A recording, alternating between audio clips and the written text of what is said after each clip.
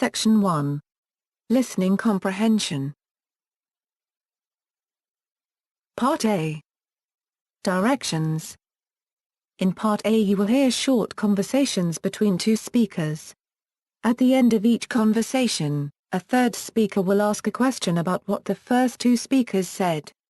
Each conversation and each question will be spoken only one time. Therefore, you must listen carefully to understand what each speaker says. After you hear a conversation and a question, read the 4 selections, and choose the one that is the best answer to the question the speaker asked. Then, on your answer sheet, find the number of the question, and blacken the space that corresponds to the letter for the answer you have chosen. Blacken the space completely so that the letter inside the space does not show. Listen to the following example. On the recording, you hear: Does the car need to be filled? Mary stopped at the gas station on her way home. What does the woman mean? In your test book, you will read: A. Mary bought some food. B. Mary had car trouble. C. Mary went shopping. D. Mary bought some gas.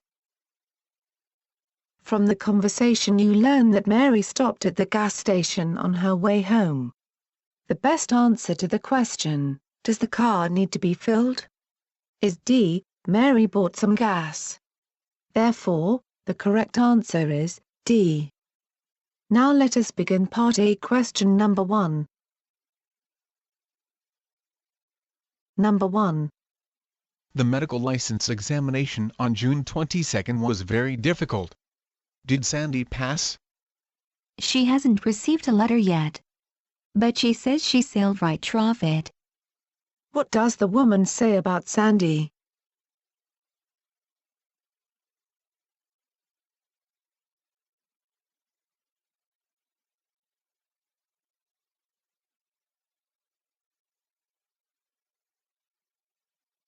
Number 2.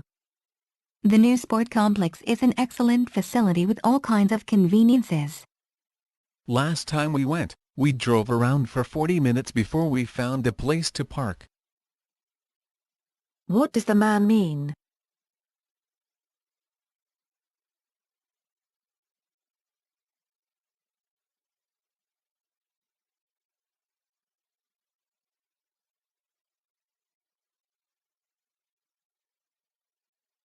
Number 3. The stock market is up, but my son is losing money on his mutual funds. If I were in his shoes, I would hire another broker to manage my investments. What does the woman imply?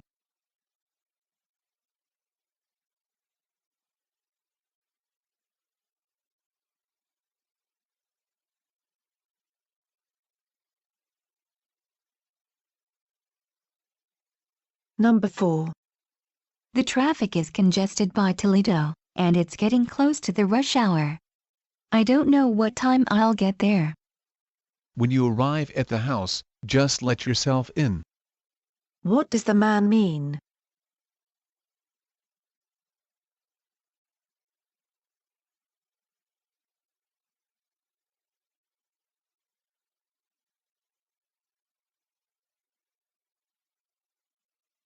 Number 5. Chocolate must be an all-time favorite. We sell gallons of it. Actually, vanilla ice cream accounts for 70% of all flavors sold in the past decade. What does the woman imply?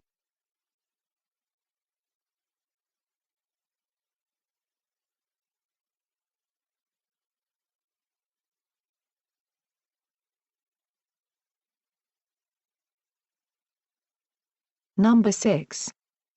Did Liz get a used car? She has already had to pay for new tires, and how it looks like she'll need a headlight. What does the man say about Liz?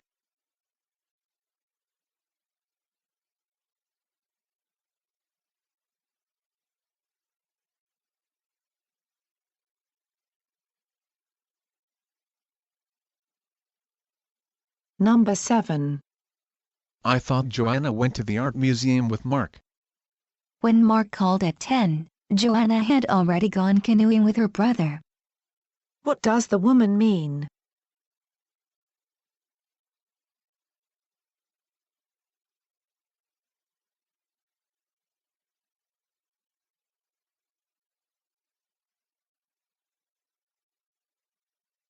Number 8. Why did Bob and Lynn cancel their cruise? Is their company doing well? Because of the change in revenue income, they had to take a cut in pay.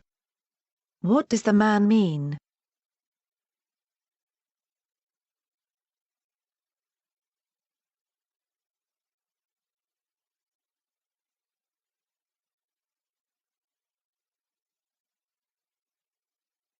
Number 9.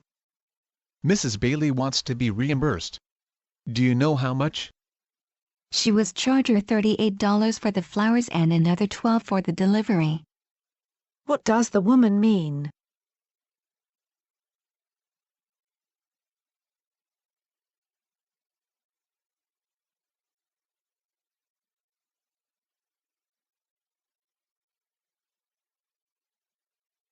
Number 10.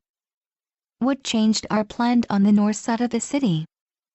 The proposal to build a hospital in the area looks more promising than it did 6 years ago. What does the man imply?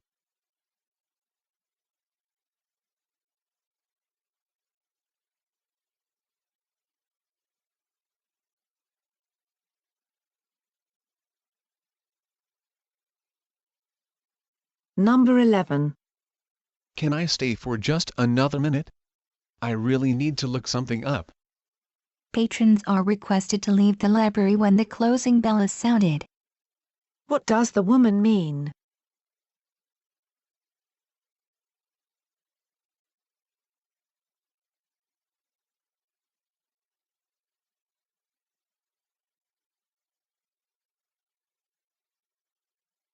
Number 12. The roads here seem very confusing to me. I am not sure I can find your house in time for us to make the performance. Would you like to meet at the concert hall instead? What does the man suggest?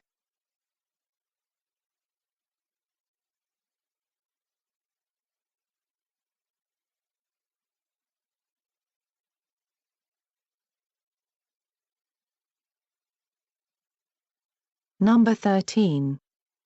Is Rita ready with her data? We've got to make a good impression. She makes sure she checked the slides for the sales presentation.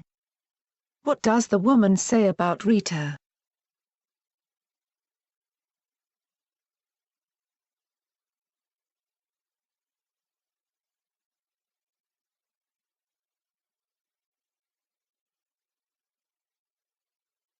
Number 14. You bought 12 loaves of bread and 5 gallons of milk?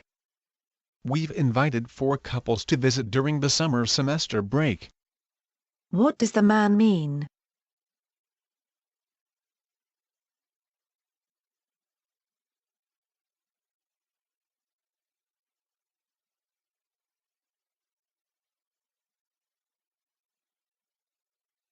Number 15. Isn't Margaret lonely? I know I would be. Now that all the children are out of the house, she is thinking about going back to college. What does the woman say about Margaret?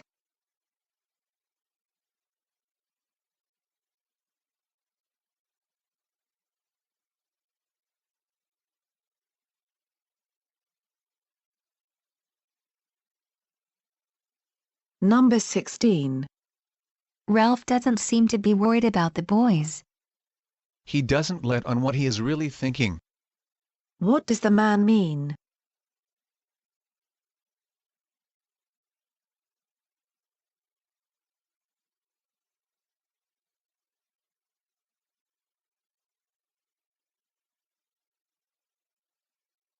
Number 17.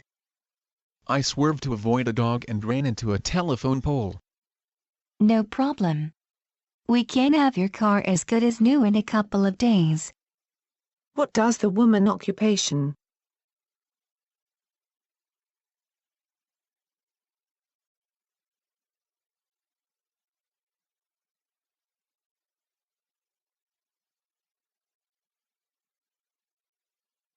Number 18.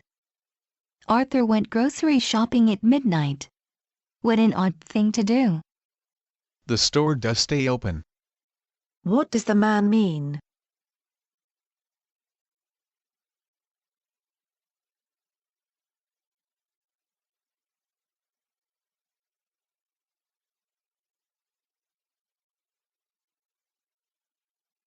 Number 19. You missed your flight. Was Ken angry? Had he thought to pull over at that gas station we saw on Walnut Street, he wouldn't have run out. What does the woman imply about Ken?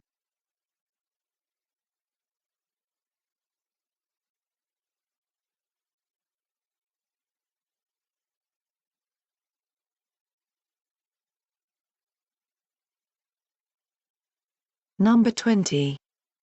We spent an entire week on words with primary and secondary stresses. Words that have two stresses syllables are not common as those that have only one. What does the man mean?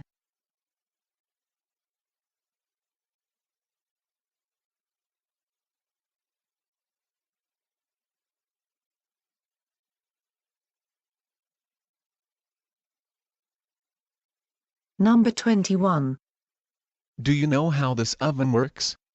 I could figure it out. Diane makes casseroles in it every week. She'd know. Where does the exchange occur?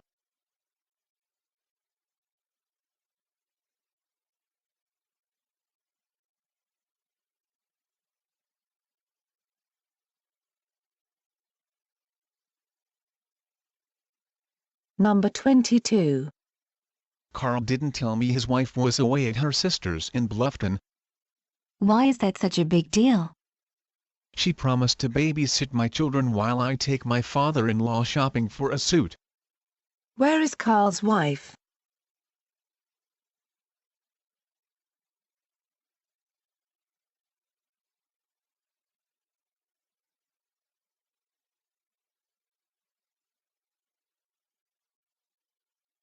Number 23. We've been waiting for the prescription for 25 minutes, and we still need to stop at the bank and pick up the sandwiches at the deli. We could have gone to the post office in the meantime. Where does this conversation take place?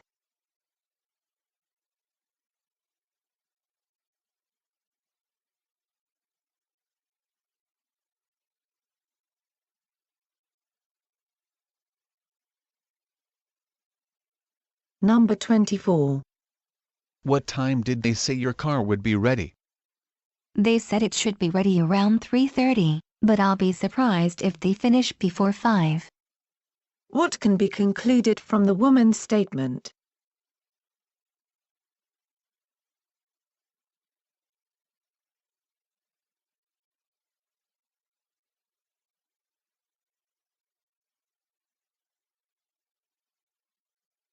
Number 25.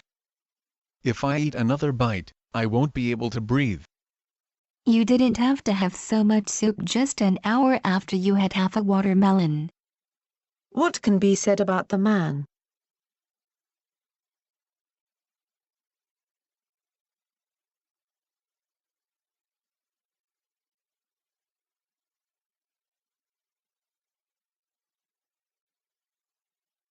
Number 26.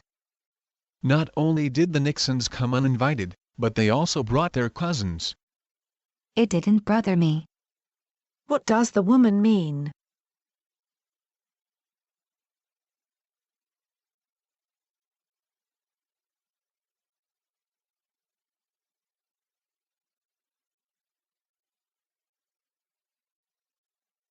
Number 27. Why didn't you go out with Nick? Didn't he say he wanted to take you out on the town? All he ever talks about is tennis. What can be concluded from this exchange?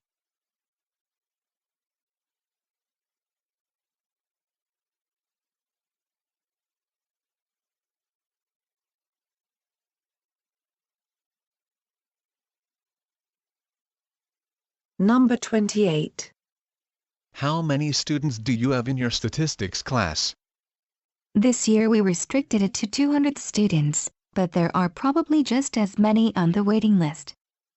What can be said about the statistics class?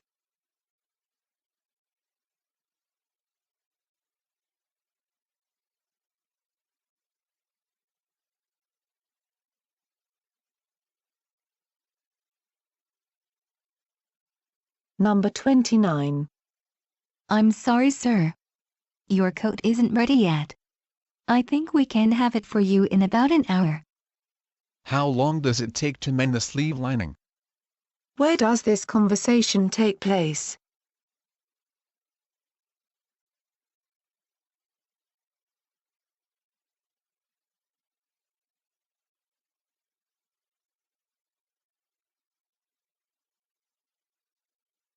Number 30.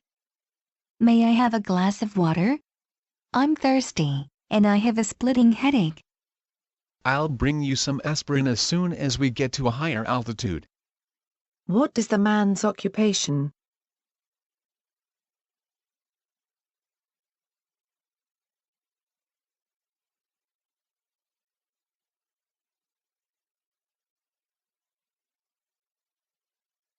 This is the end of Part A. Go on to Part B. Part B. Direction. In this part of the test, you will hear longer conversations. After each conversation, you will hear several questions. The conversations and questions will not be repeated. After you hear a question, read the 4 choices in your test book, and choose the best answer. Then, on your answer sheet, find the number of the question, and fill in the space that corresponds to the letter on the answer you have chosen. Remember, you are not allowed to take notes or write in your test book. Listen to the following example. You will hear, Imagine meeting you at the terminal after all these years. My bus for Baltimore is leaving in about 20 minutes. And where are you going? My brother is getting married in New York on Tuesday. Maybe you remember him? He was about 8 years old when you saw him last. Of course I remember him. He used to watch birds from the window in his room. Well, he moved to Philadelphia about 5 years ago, but now he works for a telephone company and commutes from the suburbs. I suppose we all have grown older. Last time I saw you, you were still in high school. Those days are over. My daughter is in high school now. I'm sure your children are probably getting ready to graduate from college. You're right. Ken is 23, and lives in Chicago, and Elizabeth is 21. I'm sorry, but I think this is my boarding announcement. It looks like it's time for it to go. where does this conversation occur? You will read A. In an airport. B. In a bus depot. C. At a wedding. D. On a school campus. From the conversation you know that the conversation occurred in a bus depot. The best answers to the question, where does this conversation occur? Is B. In a bus depot. Therefore, the correct answer is B. Questions 31 through 34 refer to the following conversation about dolphins. Our next stop after the antelope and the deer area is the aquarium, where we keep our dolphins. We are very proud of the animals we have acquired, and we take very good care of them. I thought they were fish. Oh, no. Dolphins are mammals.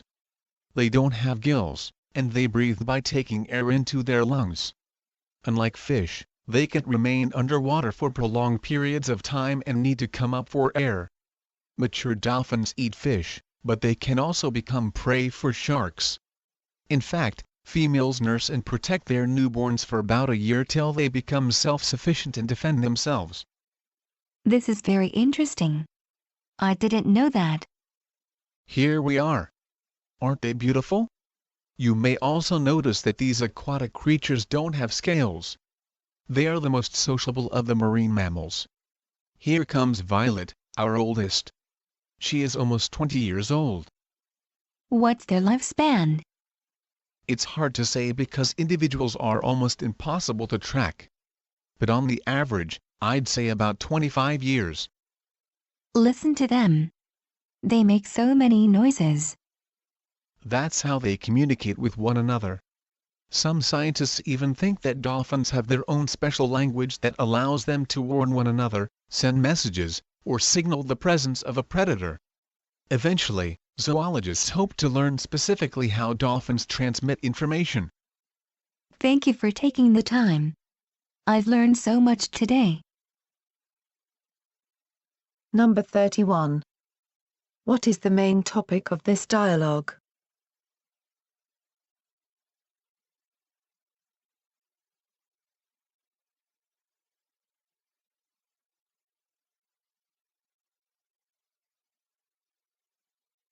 Number 32. Where does this conversation take place?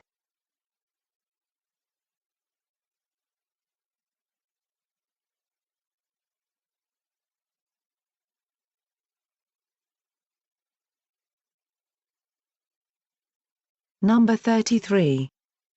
How long do female dolphins stay with their young?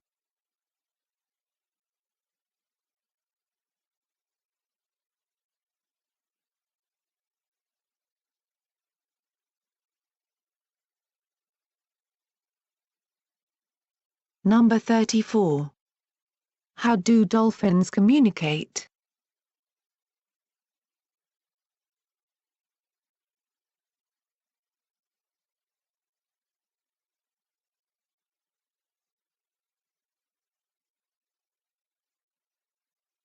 Questions 35 through 38 refer to the conversation about dictionaries. I always recommended that my students use a dictionary when they are working on a paper or a presentation. Dictionaries don't just give the meaning of words, but they also list information about word origins. They also point out which words are literary words, used in formal writing, and which word colloquial or simply outdated. That's right.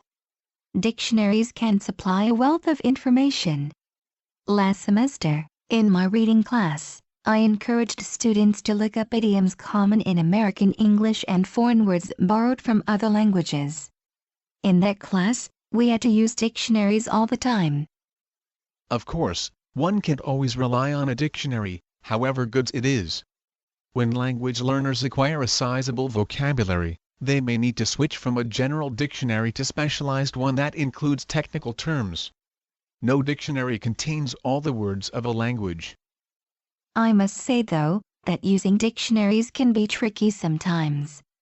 If learners don't clearly understand how words are used but them anyway, incorrect usage can make their speech or written assignments incomprehensible. In general, there are very few true synonyms, and although dictionaries cite words with similar meanings, these words may be used in completely different contexts. Number 35. What is the main idea of this conversation?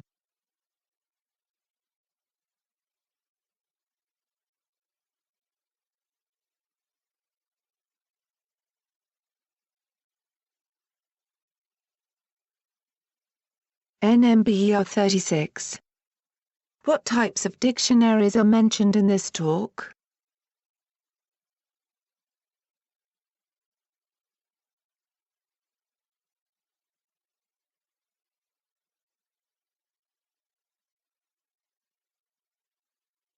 Number 37. What did the woman say she did last semester?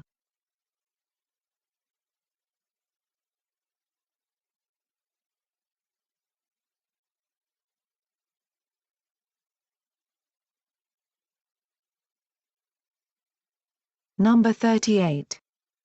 What can be a drawback in using dictionary?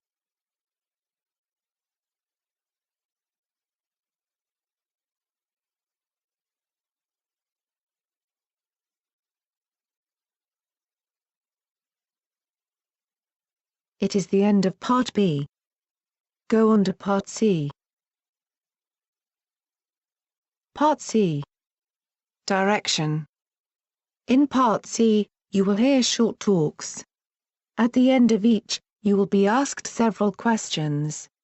Each talk and each question will be spoken only one time.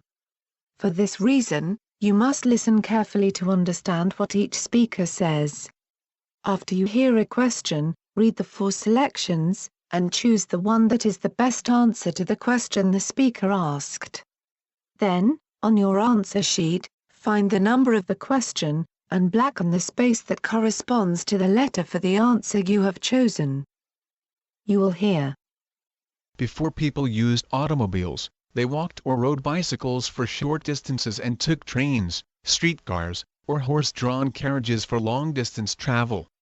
When automobiles were first produced, only the rich could afford them. Today, almost every household in the United States owns at least one car, and 90% of American adults have driver's licenses. According to the yearly value of its output, the U.S. automobile industry exceeds all other manufacturing industries in the country.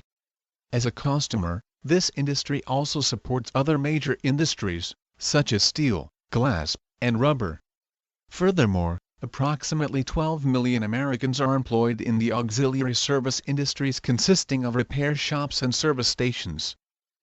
Now listen to the following question. You will hear. According to the speaker, how did people travel before the invention of the automobile? You will read. A. By car and carriages. B.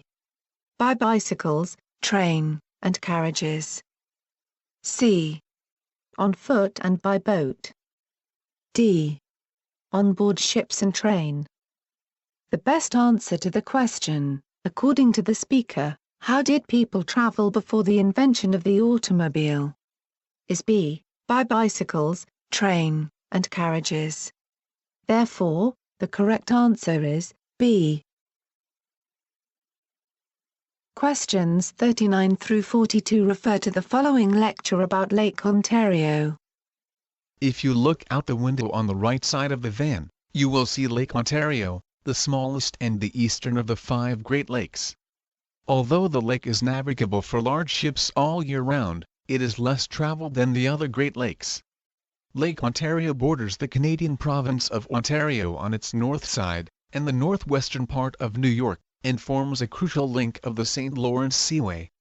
The lake is about 193 miles long, and 53 miles wide, and covers an area of 7,500 square miles. The shore of the lake is approximately 480 miles around.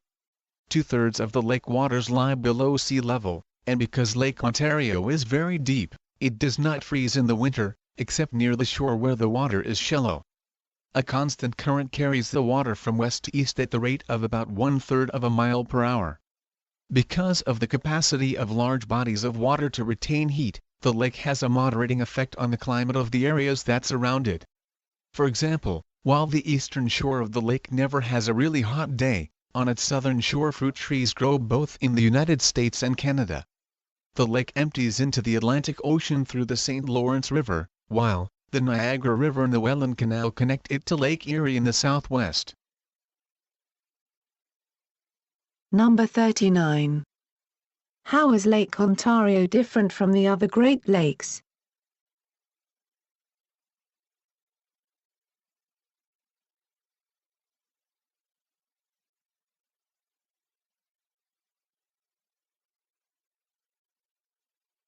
Number 40. What can be said about the traffic on Lake Ontario?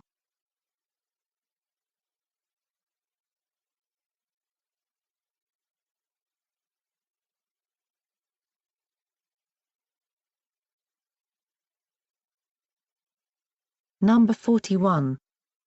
How long is Lake Ontario's shoreline?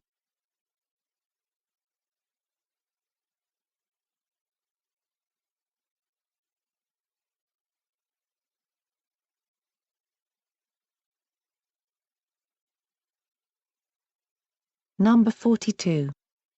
How does Lake Ontario affect the climate in its vicinity?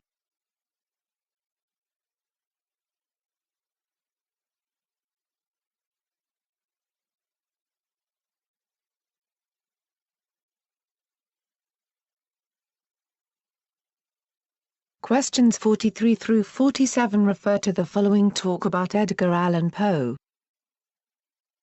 Today, we move on in an overview of prominent figures in 19th century American literature. We will begin with Edgar Allan Poe, who after more than a century since his death, remains among the most popular American authors of all time. He was born in Boston on January 19, 1809, to a family of traveling actors. About a year and a half later, his father, David Poe, left his wife and son, and disappeared without a trace.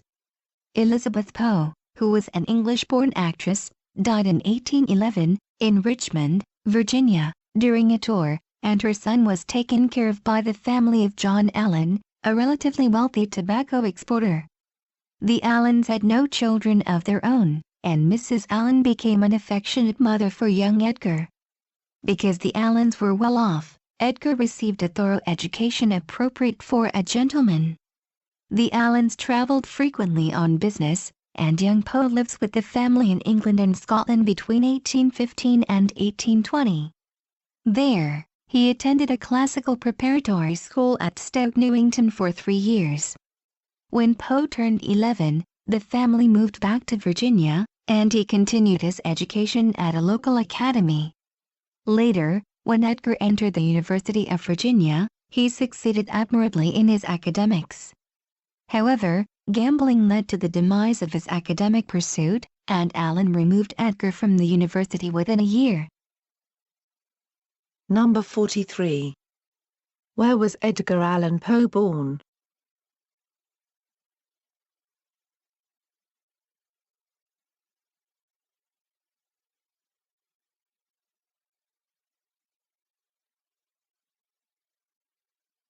Number 44.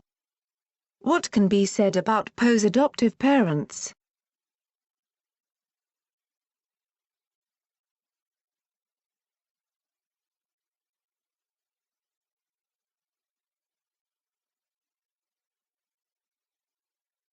Number 45. How old was Edgar Allan Poe when his family moved back to Virginia?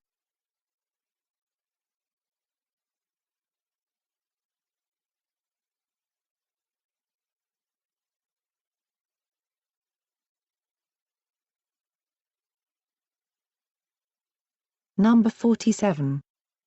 Why did John Allan remove Poe from the university?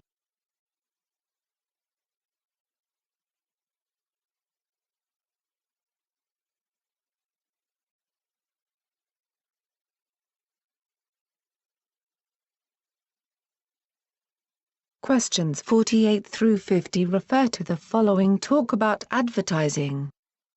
To put simply, advertising can be any form of presentation that promotes ideas, service, good that have a sponsor who pay the advertising.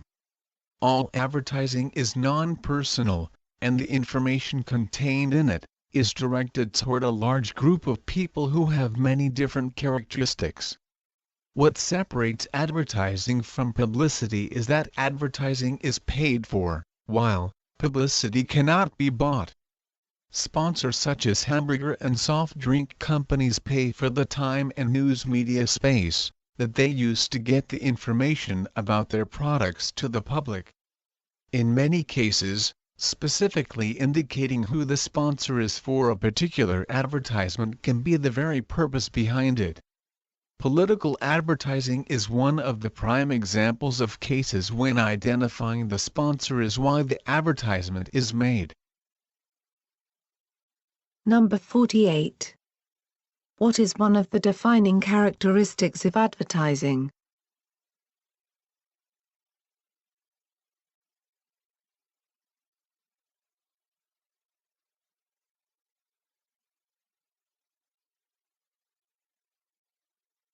Number 49. Who is the audience for advertisements?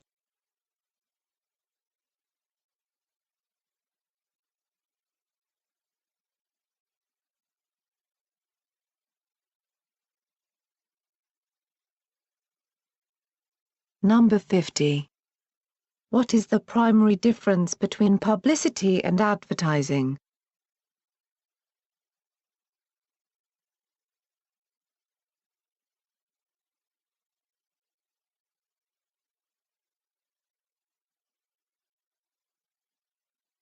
Stop working on Section 1. This is the end of Section 1. Read the direction for Section 2. Do not read or work on any other section of the test. Look at the time now before you begin work on Section 2. Use exactly 25 minutes to work on Section 2.